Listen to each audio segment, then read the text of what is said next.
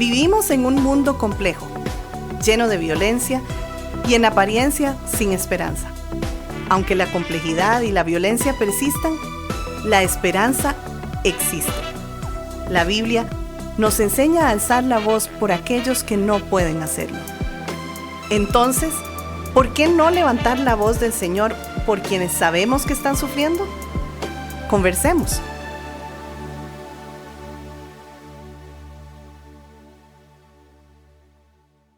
Compartimos en el podcast anterior que muchas personas no solo repiten conductas aprendidas, también repiten maneras de sobrevivir. Una persona puede formar una familia nueva, pero llevar por dentro un sistema antiguo de control, de sometimiento o de victimización. En un sistema familiar donde se normaliza la violencia, los hijos aprenden caminos distintos. Algunos aprenden a imponerse, a controlar, a dominar. Otros aprenden a callar, a complacer, a minimizar y a aguantar. Esto no lleva a concluir que el agresor o quien asume una identidad de víctima son así solamente por su trauma, sino que su historia puede explicar parte de su patrón sin eliminar su responsabilidad ni el daño que causa y se causa a sí mismo. El trauma transgeneracional, es decir, el hecho de que los hijos terminan lidiando con el estado postraumático de sus padres, no es el destino de nadie. Lo aprendido puede ser confrontado, tratado y transformado mediante la verdad en Cristo, viviendo tal verdad que libera responsablemente dentro de límites sanos, acompañamiento, seguridad y nuevas formas de relacionarse. Mi hermano, pues continuamos con este tema tan importante. Buen tema. Te saludo en este día. ¿Cuál? Bueno, pues entonces, al punto. Y creo que es un tema muy, muy importante. Y partamos con una premisa. El pasado se sana desde el presente. De acuerdo, de acuerdo. Cristo en el presente, Él redime lo que el pasado dañó o normalizó. Uh-huh. Entonces, me encanta ese concepto de redención, tomar algo condenado, algo que está por desecharse y darle una nueva vida, ¿verdad? Uh-huh. Primera de Pedro 1, 18 al 19 dice que fuiste rescatados de vuestra vana manera de vivir, la cual recibiste de vuestros padres. Y continúa más adelante diciendo, con la sangre preciosa de Cristo. Es decir, fuimos rescatados con esa sangre preciosa de esa vana manera de vivir que recibimos de nuestros padres. Ahora, Pedro no se refiere específicamente a la violencia doméstica. O sea, no está hablando de eso, el contexto. Pero sí a una forma heredada de vivir que hace daño. Correcto. Tradiciones, costumbres, maneras de responder que se aprendieron de generaciones anteriores. Uh-huh. Por eso miramos nuestra historia, obviamente no para quedarnos en ella lamentándonos y como se dice popularmente, llorando sobre lo derramado, uh-huh, sino para reconocer qué consuelos pecaminosos aprendimos allí, controlar, callar, explotar en ira, someternos para sentir seguridad, bien, sea cual sea, que siguen expresándose en el aquí y en el ahora. Uh-huh. Entonces es importante entender que tenemos esa posibilidad de una redención de toda esta vana manera de vivir que heredamos de nuestros padres. Sí. Y ese reconocimiento que estás mencionando, esa narrativa de nuestra propia historia es importantísima y necesaria porque lo normalizado casi nunca se cuestiona. Entonces, hay familias donde se aprendió que hablar es peligroso y ese patrón se vive en un nuevo hogar. Uh-huh. Por ejemplo, que llorar es debilidad, que controlar es cuidar o soportarlo todo es ser fiel. Son patrones. Ahora, uh-huh, si son patrones que se normalizan, repito, no se van a cuestionar. Uh-huh. Con el tiempo, esos modelos dejan de parecer extraños y comienzan a sentirse parte natural y necesaria de la vida relacional. Por eso una persona puede entrar a un nuevo hogar llevando antiguos patrones familiares ya normalizados, sin cuestionamientos, sin darse cuenta de que está repitiendo lo que antes a esa misma persona lo hirió, uh-huh, o lo que aprendió a temer. Uh-huh. Es complicado un matrimonio porque son dos personas totalmente distintas que llegan con una serie de patrones totalmente distintos, sí, y que asumen que esto es lo normal. Y desde cosas más sencillas, cómo tender una cama, cómo comprar la comida, qué sé yo, las cosas que sean, ya hay diferencias. Pero es mucho más complejo cuando se tratan de patrones violentos, claro, que se tienen como normales. sí. Ahora, reconocer una historia no es justificarla. Mencionamos esto en el programa anterior. No es que esto es una excusa para justificar, sino hay que tener claro cuál es su rol. Ezequiel 18:20 dice, el hijo no llevará el pecado del padre, ni el padre llevará el pecado del hijo. Sí, muy claro. Clarísimo, o sea, no hay pierde. El agresor no queda libre de responsabilidad porque haya sido herida, ni la víctima es culpable por haber aprendido a sobrevivir bajo el miedo. Es decir, un agresor es responsable de sus actos. Y no justifica, es que yo fui agredido, es que yo vi, es que yo aprendí. Hay que entenderlo, hay que meterlo en la ecuación, pero sigue siendo responsable de sus actos. ¿Bien? Ahora, entender de dónde vienen ciertos patrones no busca excusar el pecado ni minimizar el daño, sino lo que procura o lo que buscamos con esto es sacarlo a la luz. ¿Para qué? Para dejar de llamarle hoy carácter, temperamento, amor hacia la familia, lo que en realidad es simplemente y claramente una forma de maltrato aprendida o una falsa sumisión. Entonces, esta luz viene no para justificar, sino para evidenciar y poder tratarlo correctamente. Me gustó cómo hiciste la diferencia entre lo que hace el agresor, que es una responsabilidad por herir, y cómo cambiaste ahí el sentido con la víctima cuando hablas de que no es culpable por haber aprendido a sobrevivir bajo el miedo.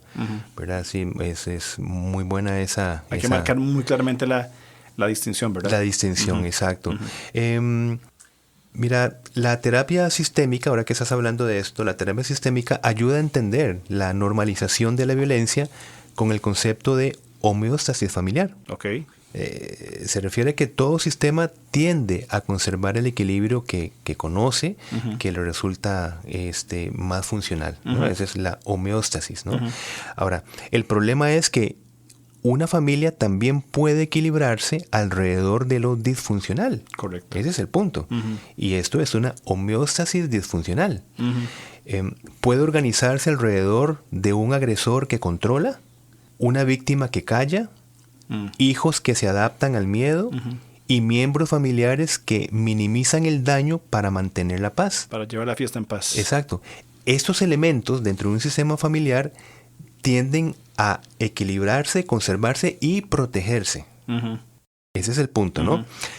Pero esa paz no es, por supuesto, verdadera paz, sino que es un orden, un equilibrio insano que protege un patrón disfuncional para que nada cambie. Eso es la homeostasis familiar. ¿Qué tan común es para vos la homeostasis disfuncional? Porque pensando así, como que a grosso modo pienso, esto es más común de lo que supongo. Claro. Debe ser bastante común. Familias que se equilibren alrededor de lo disfuncional. Totalmente, por lo que mencionamos, de que un equilibrio no surge de esa familia específica, sino que conserva lo que transgeneracionalmente se ha modelado. Entonces es, por decirte, como un tsunami, ¿no? Que va agarrando fuerza, agarrando fuerza, agarrando fuerza, agarrando fuerza.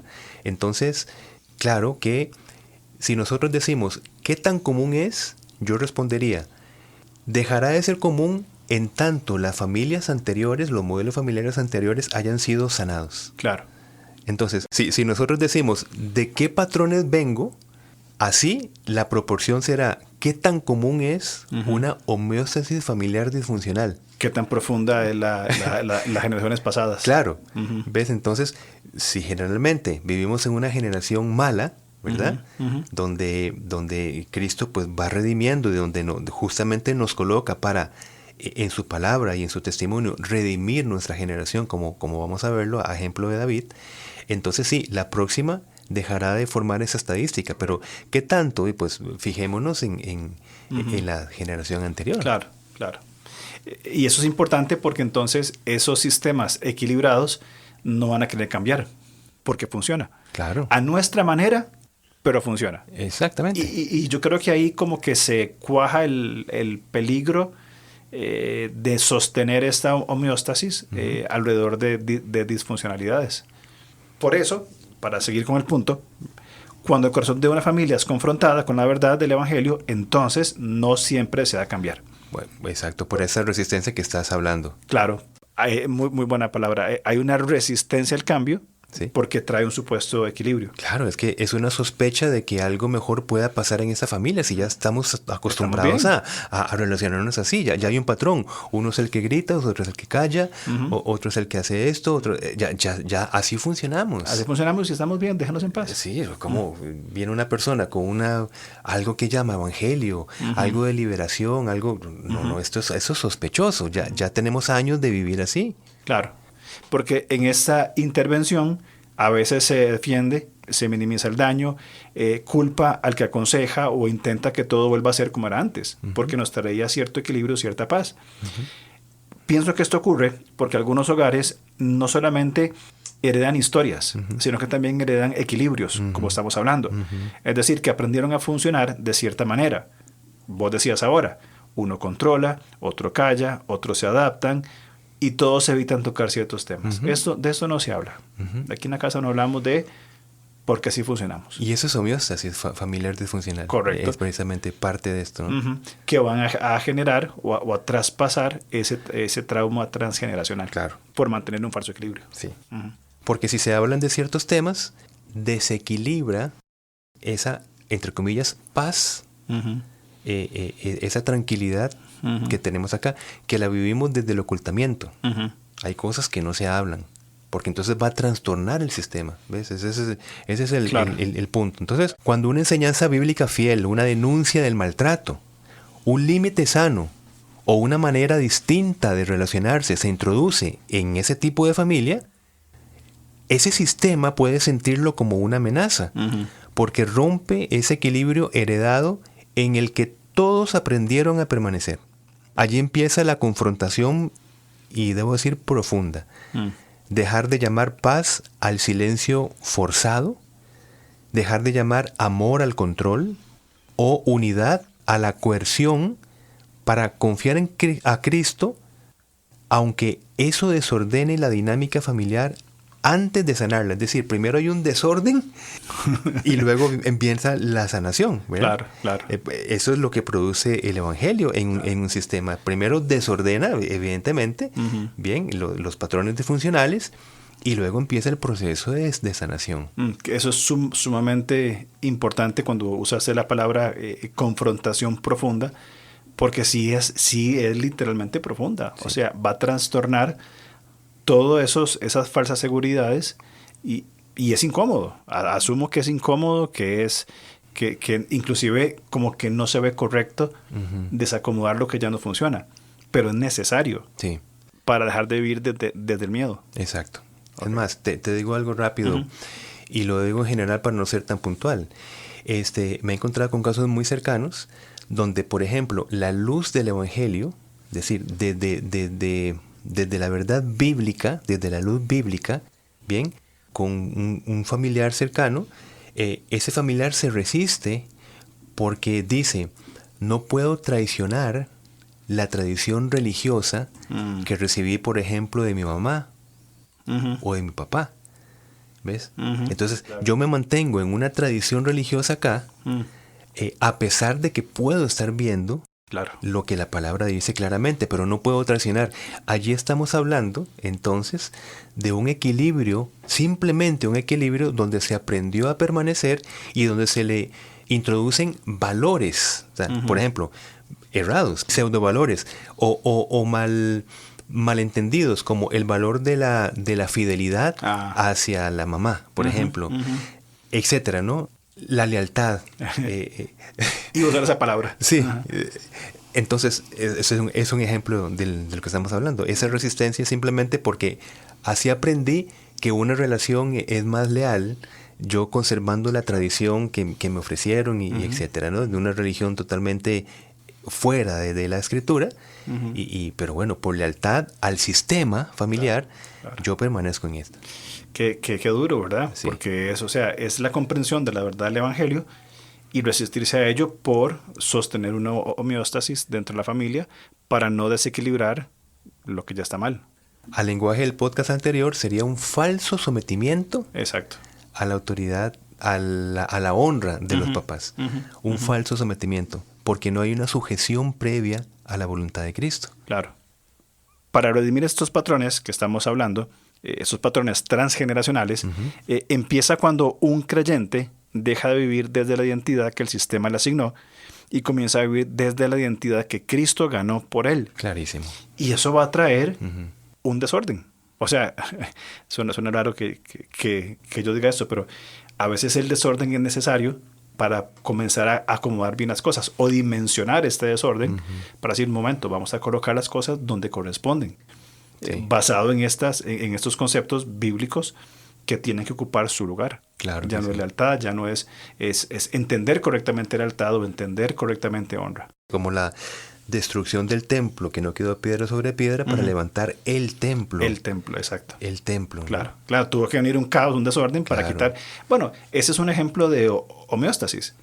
Es decir, esa vida religiosa, justamente hoy leía en Mateo 15, cuando los fariseos le preguntan a Jesús que por qué sus discípulos comen las espigas sin lavarse. Y Jesús les dice, ¿y ustedes por qué cambian los mandamientos de Dios por la tradición de los hombres? Y habla en cuanto a la honra a los padres. Y él dice, hipócritas, con sus labios están lejos de mí, me honran en vano. El templo era un sistema que todo está funcionando mal, pero trae cierto equilibrio. Sí, claro.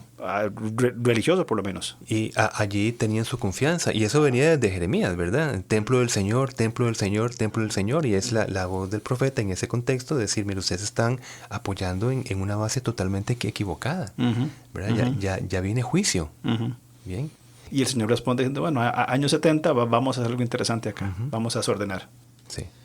Entonces, hablando de esta identidad asignada, dada por Cristo y no asignada por el sistema, entonces ya no responde en su sistema familiar como el que controla, o como la que calla, o el que explota, o la que aguanta todo, sino como alguien que vive de una manera digna del llamamiento que ha recibido según Efesios 4:1. Sí, conforme a la vocación, ese llamado, vive de acuerdo a esto y no a lo asumido por los contextos de la familia. Correcto. Y esto se practica, se vive, ¿no? De una manera concreta. Por ejemplo, nombrar lo que antes se negaba, ¿verdad? Arrepentirse de lo que se justificaba. Poner, muy importante, límites donde había permisividad. Pedir ayuda donde había silencio. Y responder con verdad donde antes había control, donde había ira, donde había una falsa sumisión. Es más, así como la fe de Loida y Eunice marcó la vida de Timoteo, esto en 2 Timoteo 1:5, cuyo padre de Timoteo heredaba justamente un paganismo griego, un creyente fiel puede introducir en su familia una forma distinta de vivir, que lleve a menos miedo, a más verdad, a menos dominio, a más servicio bíblico, menos apariencia, que es muy importante, más obediencia a Cristo. Qué importante es y qué buen ejemplo ilustrado en Timoteo de identificar esos patrones transgeneracionales y permitir que Cristo lo redima a nuevas prácticas, que no solamente redime a la persona como tal, de salir del miedo, del control del abuso, sino que también está formando patrones correctos, bíblicos, en sus hijos y en las generaciones seguideras. Sí, exacto. Ese es un buen ejemplo. Loida y Eunice marcaron, o sea, cortaron esos modelos transgeneracionales, en este caso pues de paganismo, e instruyeron a Timoteo, y a partir de Timoteo arranca una nueva generación. Bien, en él, ¿no? Claro, totalmente. A veces esa fidelidad va a traer fruto visible en todo el hogar. Por ejemplo, pienso en otro caso, como ocurrió con el carcelero de Filipos y de su casa, Hechos 16:33, o con la casa de Estéfanas en 1 Corintios 1:16 también. Pero otras veces no todo el sistema familiar responderá al evangelio. Eso es lo que tenemos que tenerlo claro y que es así. Bien. Sí. Por eso, por esta razón, el gozo del creyente no depende únicamente de que todos cambien, porque eso posiblemente no va a suceder, sino que el gozo del creyente está en permanecer fiel a su identidad en Cristo. Sí, sí. Muy Aunque la familia se mantenga en su sistema, en sus patrones disfuncionales, con una homeostasis disfuncional, el creyente permanece fiel a su identidad en Cristo. Y que siga incomodando. Sí. Que siga siendo diferente, que siga estorbando, que siga siendo esa piedra en el zapato, el que no encaja, porque solamente así eventualmente puede haber un cambio en estas dinámicas de la familia. Nuestra historia ya no tiene que repetir el dolor recibido. Puede servir al propósito de Dios en nuestra generación, como vos decías anteriormente, hablando de David, quien sirvió a su propia generación según la voluntad de Dios. Está bellísimo. Hechos 13:36. Punto. Él sirvió en su generación de acuerdo a lo que Dios quería. No en perfección, sino en fidelidad. Sí. Qué importante ese énfasis que dijiste de que no se trata de esperar que el Evangelio venga y lo deseamos, pero no necesariamente venga a cubrir los corazones de todo un sistema. De hecho, Jesucristo hablaba de que ha venido a poner en división, ¿verdad? A los padres con los hijos. Lucas 1, creo. Sí, viene a dar esa división, ¿verdad? ¿Por qué? Porque precisamente habla de esa situación humana, ¿no? Donde no todos responden al amor de Dios en Cristo. Pero la satisfacción, como bien dijiste, es uno ya no verse alrededor de lo heredado, sino de la nueva identidad, de permanecer en una identidad que ya da frutos relacionales, independientemente del cambio del sistema. Pero sí cambió algo, cambió mi corazón. Exactamente. Y creo que ese es el correcto concepto del testimonio, porque muchas veces también, creo que otra palabra que hemos perdido un poco es el testimonio, porque se entiende testimonio como seguir algunas prácticas de mi creencia o de mi denominación. Pero testimonio es la obra que Dios hace en la persona, en medio de su hogar, y es evidente que hay un cambio hecho por el Señor, de lo que el Señor está haciendo en mi vida, y Él lo que está haciendo es incomodar un sistema que se mantiene con prácticas disfuncionales de control, de miedo, de abuso, y esta persona está puesta ahí, quizá sufre y la pasa mal probablemente, pero para hacer esta luz que viene a evidenciar lo que no está bien. Sí, así es. Así es, eso es muy importante, pues tenerlo claro en el concepto que estamos hablando, ¿verdad? Totalmente. Sí. Totalmente. Creo que es un buen tema. Sí. Y para reflexionar, ¿qué tipo de homeostasis estamos nosotros sosteniendo en nuestros hogares? Así es, así es. Y creo que también, nada más algo rápido que lo pensé ahora, creo que ahí es donde entran los espacios muy importantes de conversación, de revisión de asuntos familiares, de ser abierto a la buena crítica. Es un aspecto muy importante que tenemos que ir también permitiendo en nuestros hogares para que no se den temas disfuncionales. Correcto. Sí, y permíteme pues leer acá en Lucas 2, 52, 53 de esto que estamos hablando, porque de aquí en adelante 5 en una familia estarán divididos, 3 contra 2 y 2 contra 3. Estará dividido el padre contra el hijo, y el hijo contra el padre, la madre contra la hija, y la hija contra la madre, la suegra contra su nuera, y la nuera contra su suegra. Es decir, no necesariamente el Evangelio viene, y lo esperamos de nuevo, viene a cubrir todo el sistema, pero no sucede así en muchos casos, ¿no? Claro, es muy importante porque viene en un buen sentido a estorbar las disfuncionalidades que generan una homeostasis peligrosa en las familias. Sí, a ese desorden que estábamos hablando, ¿no? Para luego construir en la verdad. Y es muy importante esto. Sí. Me parece que es sumamente importante. Muy buen pasaje. Lucas 12, 52 en adelante. Muy bien. Buen tema. Buen tiempo. Sí, lindísimo. Entonces, imagínate lo que sigue. A ver. Cuando el punto de no retorno se siente como pecado. Eso es lo que sigue. Está buena esa, está Ahí buena. Vamos a ver cómo salimos de ese enredo. Exactamente. No, pero es muy importante refrescar el concepto que es el punto en el retorno. Sí. Y entendiendo lo que es positivo, pero como alguien lo ve como pecado. Como pecado, Qué como difícil. una culpa. Como una culpa carga. falsa. Ujú, Como, ¿será que lo debo hacer? ¿Que no lo debo hacer? ¿Que no me estoy sometiendo? Exactamente. Va a ser un tema interesante. Muy bien. Entonces, próxima semana. Si lo permite. Claro que sí, mi hermano. Nos vemos entonces. Muchas gracias. Chao. Gracias por escucharnos.